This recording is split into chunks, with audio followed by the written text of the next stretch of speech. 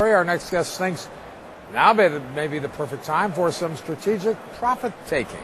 Alan Lancz, president of Allen B. Lancz & Associates, editor of the Lancz Letter. Good morning, Alan. Good to see you. Good morning, Mark. Cut and run? Is that what you're saying? No, I think the market has further to go, but it's smart to start taking some profits and not chase stocks indiscriminately here. So, there's a lot of cash on the sidelines. The last time the Shanghai market went down in February, the U.S. market went down 2-3 days. This time it went down, 2-3 hours earlier this week. Right. So I really think Doesn't that demonstrate a certain amount of resilience and strength?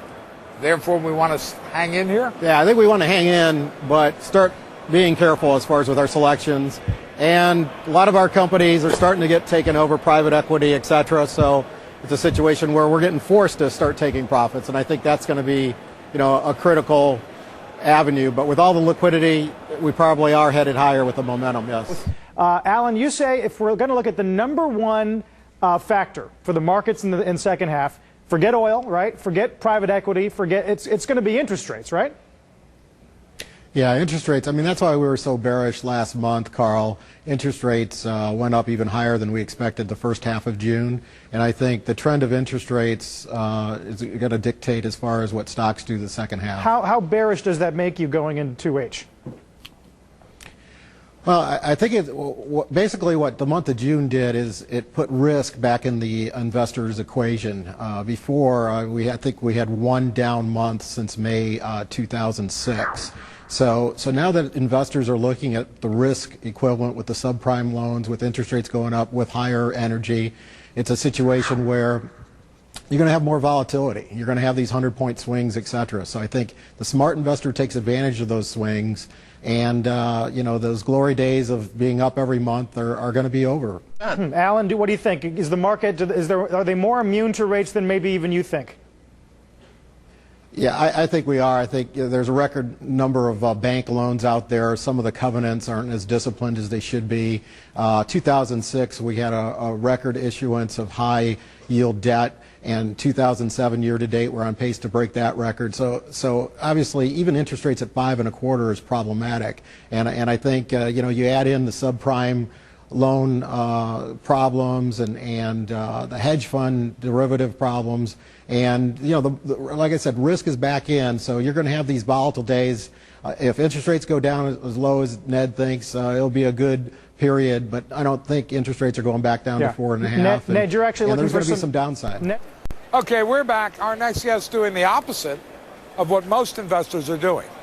Joining us to explain is Alan Lancz, president of Allen B. Lancz & Associates, editor of the Lancz Letter. Alan, good to see you again. Thank you, Mark. First of all, how do you figure out what most investors are doing these days? This seems like a manic back and forth, up and down, volatile market. Exactly. The volatility has been extreme, and I think it's just a matter of taking advantage of the extremes. As you know, in May we were talking about reducing risk and getting into larger cap companies with global presence and solid balance sheets to take advantage of their competition.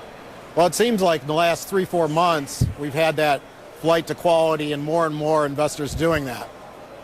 So companies we talked about like last time, like Novartis, Sanofi, and Venus, have gone from new lows to nearly all-time highs. And we would avoid that. So that tells me, where the money's going, and I would not chase that money. Also, technology. A lot of investors are buying technology. It was a flight to quality type situation because they were avoiding subprime, et cetera. The high flyers in technology, it just didn't make sense because the ripple effects of subprime and the credit crisis is going to affect the consumer. And that's going to affect those high flyers. So we took profits in some of those type of. Alan, I know you were negative on technology, but you're actually looking at the opportunities in this group right now, correct? Yeah, I think there's some good opportunities, Maria. You look at an EMC or for a speculative investor, Palm. I mean, the expectations are so low that I think there's a good chance that investors over the long term can make some money. So where we were negative on tech in the fourth quarter when everybody was buying it because they're unrelated to subprime, they've gone down enough, even like a Google and an Apple, where they're starting to look interesting. Joining us now with his second half strategies on large cap versus small cap investing, Alan Lancz, president of Allen B. Lancz & Associates and editor of the Lancz Letter, joining me today. Good to have you on the program. Welcome, sir. Thanks, Maria. So is there any reason to believe that this relationship reverses course in the second half of the year, that large cap underperforms the rest of the market? No, I really think it's going to be more of a matter of being in the right sectors, the right countries. And we went into 2008, as you know, trying to avoid, as far as Russia, China, and India, as far as in the emerging markets, and avoiding the financials. And unfortunately, we'd say the same thing, avoid those areas. As far as small, mid, and large cap, I think there's values in all of them. If you're going to go large cap, I would go with the global leaders. Companies that we talked about a couple months ago, like Novartis, GlaxoSmithKline, and Sanofi of Venice, I think good dividends, historic lows. Novartis is the only one up about 10%. From the last time. So we're seeing the biggest injection of liquidity in quite some time. Doesn't that set the stage for a better economy, better profits? I know it's awful now, I'm not denying that, but the stock market looks ahead 6 to 12. So are you ready to buy recoveries? Yeah, I mean, some of the same areas we were warning about a year ago, we're starting to buy. I mean, where we were negative on Apple at 200 and Google at 700, you know, at 85 and 330 respectively, they're starting to look interesting. I guess the main thing that worries me, Larry, is after the crash in 87, the day after, we talked with Sir John Templeton, and he gave us a whole list of companies that were trading near their net cash position. And I remember him distinctly saying that, you know, Alan, I can't tell you if these, you know, stocks aren't going to go lower because you're dealing with irrational behavior, investor emotion, but I can tell you 6-12 months from now, they're going to be higher. And I know a lot of the experts have been talking, are we in the 5th inning, 7th inning of this, you know, credit crisis? What I'm worried about is that nobody told investors it's a doubleheader.